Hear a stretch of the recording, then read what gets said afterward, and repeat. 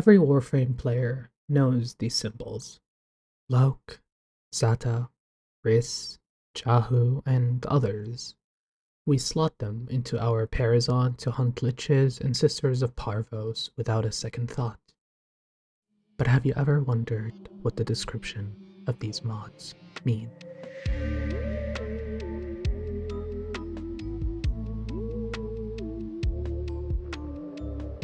To Albrecht Intrati, the man who first touched the void, these aren't just symbols or icons. They are the Requiem, a poem of 8 truths he brought back from a place that should not exist. When Albrecht first stepped into the void, he didn't just find a power source. He found much more. He proved that our reality is nothing more than a thin veil. Today, we will be walking through that veil. We're going to break down all 8 requiems, one by one. Zata. Truth. It began long before us. We who now live our perfect and dull, endless lives. It began long before these moon palaces and body markets hurling around our golden sun. It began long before our light coil thinkers, our radiation wars, our oil smoke. It began with us, the continuity and its twin, wanderlust. The need for unseen shores deep in our marrow. No judge, jester, queen, or king can escape this old blood. We are nomads, eternal. And when no ocean, mountain, or sky could contain us, our gaze hungered starward. Afar, they mocked us with their brittle light, winking and jeering like dangling iotons, forever out of reach, illuminating the truth. Immortal as we are, we die with the sun. That's where I come in. Albrecht starts here because the truth isn't necessarily just about the void, it's about humanity itself. He described the Orokin as people who live these perfect, dull, endless lives. They mastered everything in the physical world and even mastered death through continuity. But Zata represents the moment where perfection was not enough. He calls Wanderlust the twin of continuity. Because the Orokin could live forever, they had to find somewhere new to go, to explore. This is the ultimate irony of Zata. The truth they were looking for among the stars wasn't a new home, but a mirror. When Albrecht speaks of the stars mocking them, he isn't setting the stage for his encounter with the void. To the Orokin, the void was just a dead end, but Albrecht wanted to prove them wrong. In Zata, we see the first crack in the Orokin's ego. They thought they were masters of the universe, but Zata reminded us that before everything they had, they were just nomads. It suggests that the truth isn't something we find in the void, rather something that was waiting for us to notice it. Jahu. Form. My departure was a day less than any other. When I stepped inside the bell, I saw no crowd through its seriglass, no skeptical onlookers, no regal send-off. They all had given up on me and my paradoxical formulations. The wasted years had all shown the void to be just that. Nothing. No energy, no entanglement, no form. To spacefaring ambitions, a dead end. On the day, my laboratory was mostly vacant of witnesses, most of all of expectation. Only my sluggish attendants, my sagacious Kavat, Kalimos, and of course my daughter. I had raised her alone, but with inconsistent vigor.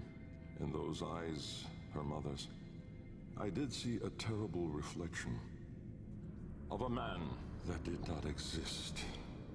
A brave and principled man about to make history. In truth, he was a void himself, an outcast, a joke, a nothing, driven by my humiliation, Failure had made me bitter and reckless. I would dive into the depths myself to prove them all wrong. I gave the signal. My daughter grasped the lever. Kalemos then belted out a desperate, rasping growl. But it was too late. Jahu represents form, but ironically, Albrecht's entry for it is all about how empty he felt. He describes himself as nothing, a man who spent endless years trying to prove the void was more than a dead end, only to be mocked by the Orokin elite. When he steps into the bell, he's not just entering a machine he made. He's trying to give form to his life's work. This segment is crucial because it highlights that the discovery of the void wasn't some grand imperial project. It was a desperate act of a man who felt he had nothing left to lose. He mentions his daughter, Euleria Intrati, and how he saw a brave and principled man reflected in her eyes. A man he didn't believe he actually was. While Albrecht felt like nothing, the word Jahu tells us that when the void manifests in our reality, it does so by breaking the forms we know. It fells stars and sets the sky aflame. It's a warning. It reminds us that while Albrecht felt empty, the power he was about to unleash was enough to rewrite the laws of the universe. Form. Order. The calipers yawed open the wall between worlds, stretching there a black trapezoidal gap. A door. A mouth. It yawned in the light of the room, splintering it to mesmerizing, unearthly hues. And I, inside the bell, dropping obliquely toward it from my gallows. Mass and time rippled as a sudden vortex jawed before me. My head was vapor, my feet lodestone. The bell around me flexed like a rat paralyzed in a winding, gulping snake. I faltered in the awe of it, stumbling against the ceraglass, and with that shifted the bell's path through the wall. It grazed the caliper membrane, the edge of the door. No worldly edge was as thin, as sharp as could split even light. As the bell faintly grazed it, the ceraglass was all at once rendered like strips of flesh by Dax's blade. My enclosure was beheaded in an instant, but still, I fell, sideways, into the void. To Albrecht, Volm is the beginning of his experiment. It is the moment where he successfully orders the void into a doorway. He describes the opening not as a doorway, but as a mouth. This is the first hint that the void isn't just a place, but rather something hungry. Volm represents the Orokin's arrogance, the belief that they could take the infinite cosmic madness and force it into a trapezoidal gap. But as Albrecht dropped through that mouth, his head lost form and his feet became lodestones.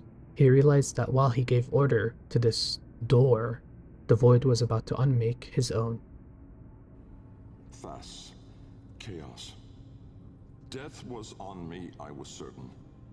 I was face down, eyes clenched, my heart pulsing the last of its seconds, and my lungs burning the last of its air. A sudden nostalgia gripped me. I grasped desperately for memory of a storm just past, the fumbling pitch of a child's song. Yet all these thoughts seemed to steal away from my mind like smoke through a vent. I would die empty. I then became aware of another sensation, physical, a web of pain, needles itching into my arm. At once I realized I was alive, laying in the bell's shattered ceraglass. I groped the ground, warm stone, the floor of my laboratory. So, I had never left. And so, I had failed. Again. I heard a crunch alongside me. Someone stepping through the shattered glass.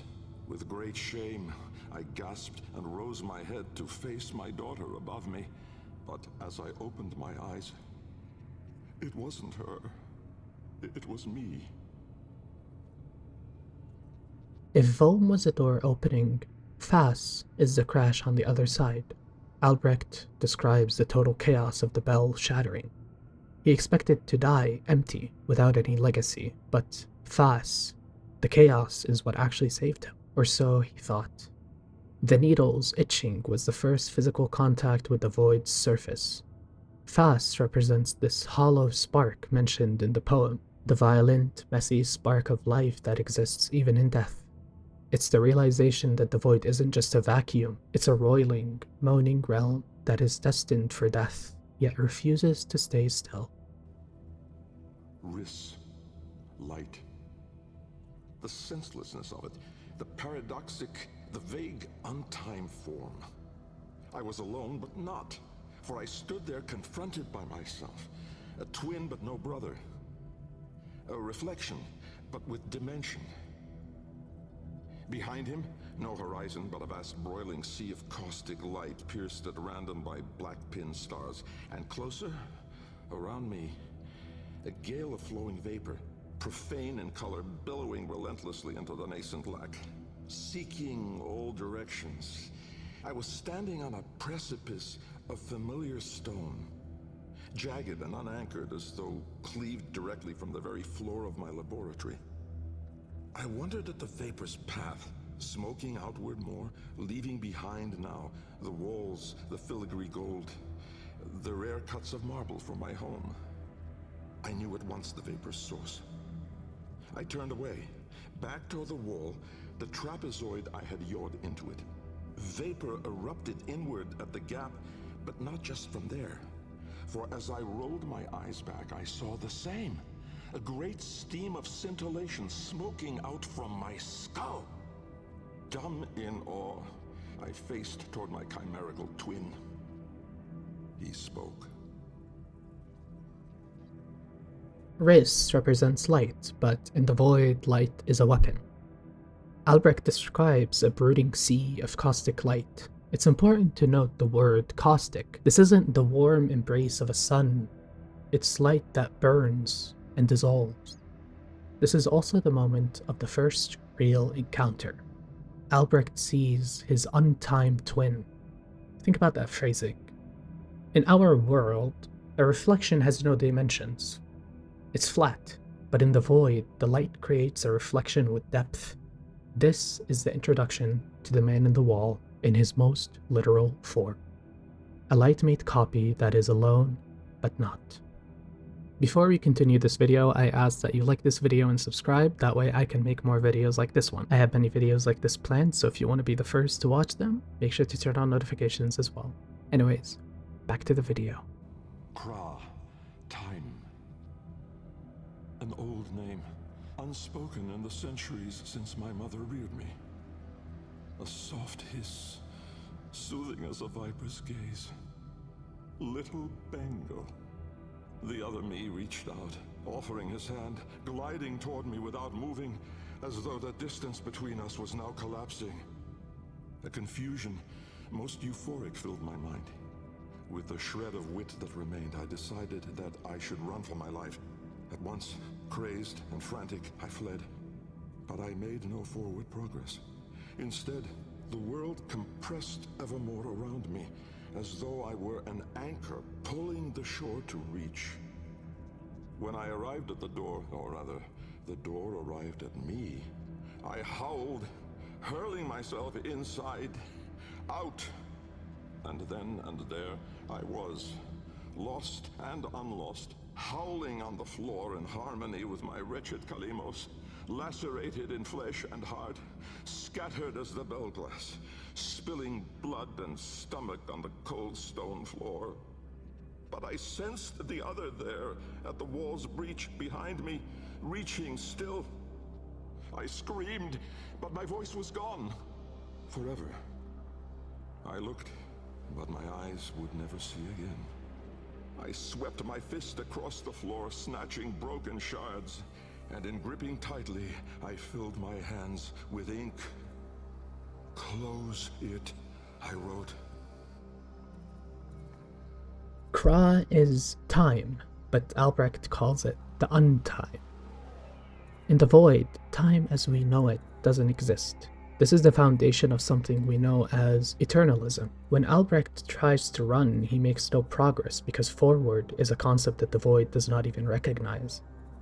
Instead of him moving forward toward the door moves toward him. This is the central mind trip of Warframe. The past, present, and the future are all happening at once in the void. This is why Albrecht could travel to 1999, and why the Drifter and the Operator can exist at the same time. Kra is the strands, the idea that time is a web, and the man in the wall is trying to pull all those strands together into a single point. Netra. Decay. Time, to us, is all but conquered. Our sacred kuva moves us on to new skin. We numb to our daily, yearly trifles, and remedy those memories that bring lasting misery. With all our misdeeds, our excess, our indignity, we are haunted by nothing. But not for me, for with each passing day, there grew within a tumorous idea. It was minute in those early days, the pale-reaching digits severed on the floor, studied with reverence, with greed. And it swelled larger in the latter days. The regal domes, the rail dedications, the unholy Zariman parade. I had put the stars within reach, but at what cost? I never spoke of him, that man, trapped in the wall. And while there have been countless souls who have followed me through with their light skippers and field wave skins and vari-eyed instruments, not a single one ever saw him. Me. And so it is that I will not take the kuva now, or ever again. This is the last skin I'm in. Because of this idea, that I cannot be sure that in all that smoked commotion, in all that panic and fear, in that bending light and blinding dark, was it I who escaped? Or the other? Netra is often known as decay, but in Albrecht's story it is the price of the crossing. It is the rot of the soul and body. When he pulls himself through the closing door, he leaves a piece of himself behind, his thumb, which the Intrati family now keeps in a jar to power the heart of Deimos. But the real decay isn't just physical, it is the doubt that he now has. From that moment onward, Albrecht is decaying from the inside out with the fear that he didn't actually make it out.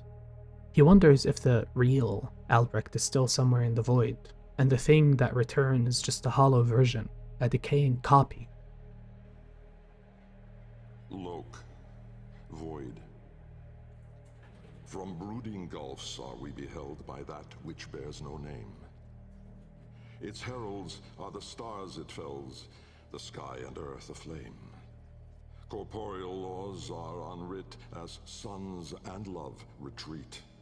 To cosmic madness, laws submit, though stalwart minds entreat. In luminous space, blackened stars they gaze, accuse, deny. Roiling, moaning, this realm of ours in madness lost shall die. Carrion hordes trill their profane accord with eldritch plans. To cosmic forms from tangent planes, we end as we began. We end as we began. The void. Lok is the ultimate truth. It is the realization that the void isn't just a place we visit. It is a being that visits us. Albrecht's final journal entry is a confession of absolute terror. He built the Kavia, the Necromex, and the vessels, not to study the void, but to fight it. He realized that by naming the Requiems, he gave the void a language. He gave it a way to speak into our world. Every time a Tenno uses a Lok Surge or a Requiem mod, we are technically speaking back to the man in the wall. So, what is the truth of the Requiems? When we look at the wall in the Necroloid's room, we are looking at a history book, but more importantly, we're looking at a containment unit. Albrecht Intrati didn't just give us these words so we can hunt liches. He gave us these words because they are the only way to perceive something that shouldn't even exist. Zata, Jahu, Vom, Fas, Riss, Kra, and Lok. They are 8 locks on a door that Intrati kicked open centuries ago. The most haunting part of Intrati's story isn't the void itself, it's actually the indifference. Through his journals, he obsesses whether or not he is the real Albrecht. He fled to 1999 not to just hide, but to find a time before those requiems had a name, before the other had a bridge into our reality. But as we've seen in Whispers in the Walls, the bridge is already built. Every time we recite these words, we are acknowledging the man in the wall. We are becoming the beheld in that brooding gulf. Next time you slot a Requiem mod into your Parazon, remember, you aren't just killing a lich or a sister. You are reciting a poem about the end of the world, and according to Albrecht, the end has already begun. We just haven't caught up to it in untime yet. Thank you so much for watching, and I'll see you in the next video.